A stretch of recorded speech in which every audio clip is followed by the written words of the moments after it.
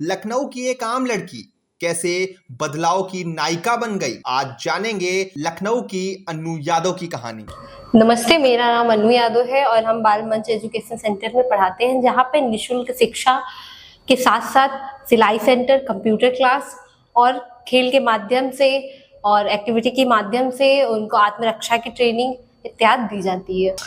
ये सफर एक तो खुद से शुरू हुआ, क्योंकि जब हम बचपन में पढ़ने जाते थे तो आर्थिक स्थिति हमारे घर की अच्छी नहीं थी, तो लगा कि पढ़ाई रुक जाती थी बार बार। तो इसके बाद जब मैं था, एक आइडिया था कि दिमाग में था कि जब हम बड़े होंगे तो हम भी फ्री में पढ़ाएंगे, ताकि ये जो एक समस्या है आर्थिक की वजह से पढ़ाई रुक रही है बार बार, तो वो ना रुके। इस वजह से भी एक आइडिया मिला। और दूसरा, बाल मंच में ही मैंने पढ़ाई की।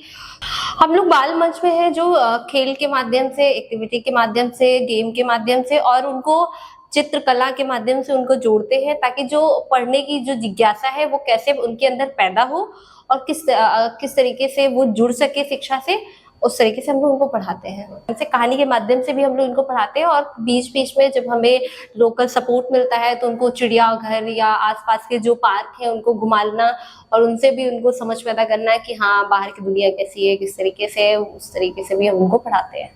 अब बच्चों में सबसे पहला है कि क्योंकि एक स्कूल की जब बात आती है तो पेरेंट्स के में भी दिमाग में है कि हमको उनको प्राइवेट स्कूल में पढ़ाना है। पर आप सभी जान रहे हैं कि जो प्राइवेट स्कूल है, इतनी शिक्षा का जो स्तर है वो इतनी महंगाई बढ़ती चली जा रही है, तो वहाँ पे उनको पढ़ने में दिक्कत होती है बच्चों को। तो हम लोग उनके जो अंदर की जिज्ञासा कि कैसे वो पहले आए, क्योंकि विद्यालय में आना भी एक बहुत बड़ा बच्चों के लिए रहता है, क्योंकि उनके दिमाग में है कि हाँ, जाएंगे तो टीचर मारेंगे।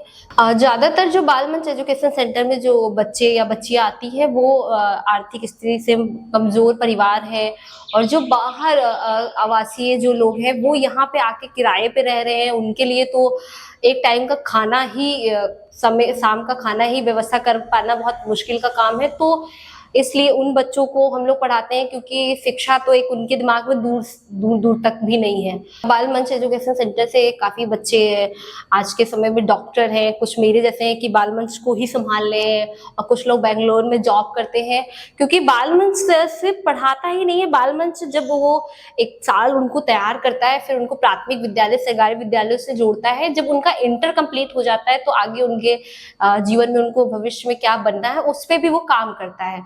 और सबसे बड़ी चुनौती हमारे लिए यही है, क्योंकि पेरेंट्स के तरफ से हमेशा एक ऑब्जेक्शन आता रहता है कि आपको नहीं करना है, आपको क्या इसमें मिल जा रहा है, तो ये एक चुनौती है। दूसरा, हमको एक पेरेंट्स को भी कन्विंस करने में बड़ी दिक्कत होती है, क्योंकि कभी कभी क्या होता है कि लड़के बच्चों को भेज रहे, लड़कियों को नहीं भेज रहे, तो उनके लिए ये बहुत मनाना मुश्किल होता है कि हम आपको ये सारे आपके बच्चे सीखेंगे, आपको बच्चे आगे बढ़ेंगे, इनको बोलने चालने की तरीके आ जाएंगे, तो उस तरीके से वो बच्चों को भेजते हैं। और दूसरा, एक तीसरा चैलेंज हमारा आता है कि क्योंकि बाल मंच जो है वो 18 बार चेंज हुआ है। पहले ऐसे ही झोपड़ी डाल के पढ़ाया जाता था, फिर आम के पेड़ के पास हम लोग पढ़ते थे।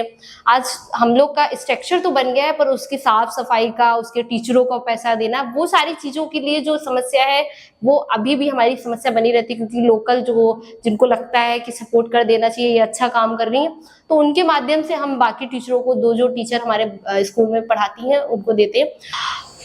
एक बाल मंच एजुकेशन सेंटर से तो कुछ नहीं बदलने वाला, पर एक छोटी सी कोशिश से बस यही मैं कहना चाहूंगी युवा युवती से कि अगर वो इस तरीके के सेंटर खोलते हैं तो उसमें बच्चे जो आसपास के जो मजदूर के बच्चे हैं, जो आर्थिक स्थिति से कमजोर परिवार के बच्चे हैं, उनको दूसरा शिक्षा का एक सेंटर मिल सकेगा जहाँ पे वो शिक्षित हो सकेंगे। दूसरा, अगर वो प्राथमिक विद्यालय, सरकारी विद्यालय से उनको जोड़ते हैं तो इससे शिक्षा स्तर और सरकारी विद्यालय की जो अभी बंद होने की जो यूपी में चल रहा है, वो जो बंद होने का प्रोसेस चल रहा है वो कम होगा। दूसरा, हमारे बच्चे शिक्षित होंगे।